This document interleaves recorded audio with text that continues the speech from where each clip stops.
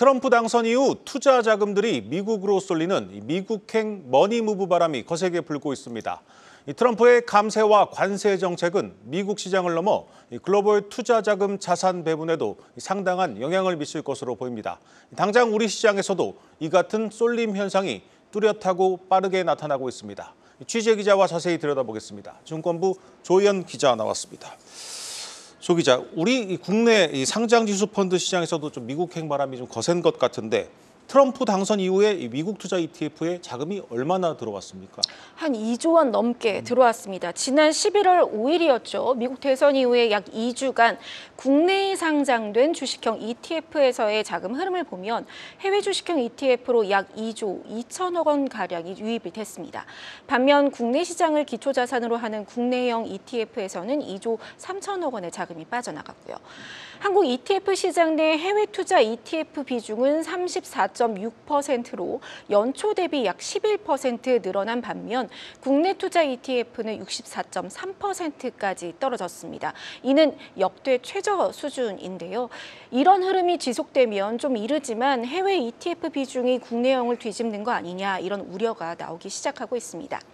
더 자세히 들여다보면 지난 2주간 순자산 총액, 그러니까 AUM이 가장 많이 늘어난 상위 10개 종목 중에 8개가 미국 시장에 투자하는 상품이었습니다.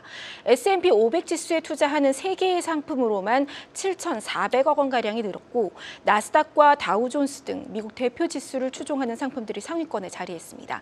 반면 하위권에는 코스피 200에 투자하는 상품들에서 약 4천억 원 넘게, 그리고 2차 전지 테마 ETF에서도 4천억 원에 가까운 자금이 줄었습니다. 이 조 기자가 보여준 표에서 눈에 띄는 게 있습니다. 가장 자산이 많이 늘어난 건 미국 S&P 500에 투자하는 상품이고 그 반대로 가장 많이 빠진 게 우리 대표 종목 200개 지수를 모은 이 지수 상품이네요. 그렇습니다. 그러니까 두 상품 모두 ETF 운용 규모로 각각 1위와 2위를 차지하고 있는 대표 ETF인데요. 코덱스 200은 코스피 200 지수를 추종하는 상품으로 2002년에 상장된 이후 그러니까 22년 동안 줄곧 시가총액 1위 자리를 유지해온 상품입니다. 연초만 해도 코덱스 200의 순자산 규모가 6조 5천억 원에 달았는데, 그리고 타이거 미국 S&P 500은 2조 1천억 원대로 약 3배 차이가 났습니다. 하지만 올해 코스피는 연초 대비 마이너스 7% 약세를 보이고 있고 S&P 500은 24% 상승세 보이고 있죠. 그래서 올해 내내 꾸준히 자금 유입과 유출이 이어지면서 지난주 급락 장세에서 한때 이 두 상품의 시총이 역전되는 상황이 벌어졌습니다. 14일 기준으로 타이거 미국 S&P 500 순자산이 5조 4,701억 원, 코덱스 200 순자산이 5조 3,430억 원을 기록했습니다. 그러니까 코덱스 200은 연초 대비 1조 원 넘게 자금이 빠졌고 또 타이거 미국 S&P 500으로는 3조 3천억 원 가량이 들어온 것입니다. 이번 주 들어서 코스피가 다시 소폭 상승하면서 현재는 코덱스 200이 1위를 되찾았습니다. 네, 우리 시장을 대표하는 ETF가 국내에서 미국 ETF에 밀리는 상황이 왔습니다.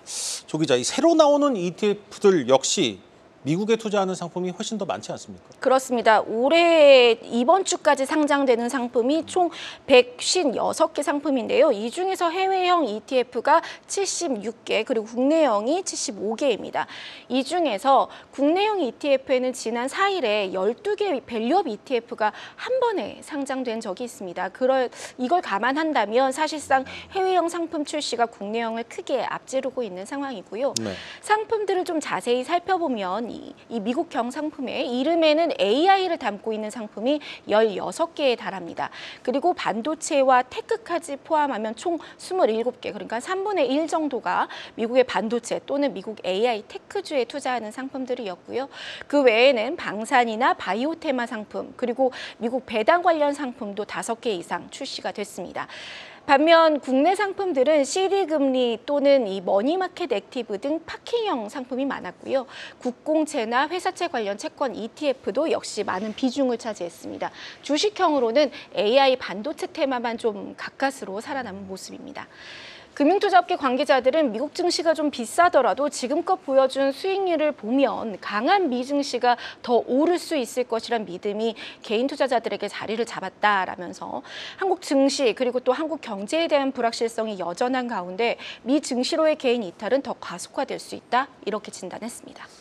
네, 이 개인들이 미국 시장에 직접 투자하는 경우도 상당히 많은데 이 트럼프 당선 이후에 이 직접 투자 규모는 얼마나 늘었습니까? 네, 국내 투자자의 미국 직접 투자가 역대 최대 규모를 기록을 했는데요. 지난 11일 기준으로 미국 주식 보관 금액이 1,035억 달러, 그러니까 우리 돈으로 약 140조 원까지 증가하면서 최고 기록을 경신을 했습니다. 현재는 조금 빠져서 1,000억 달러 수준이고요.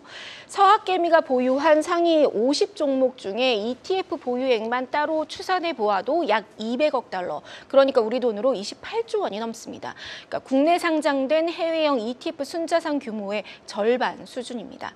특히 나스닥 100 지수의 수익률을 3배 추종하는 TQQQ와 디렉시온 반도체 3배, 또 테슬라 2배, 비트코인 2배 같은 고위험 상품이 서학개미 탑픽에 자리하고 있는데요.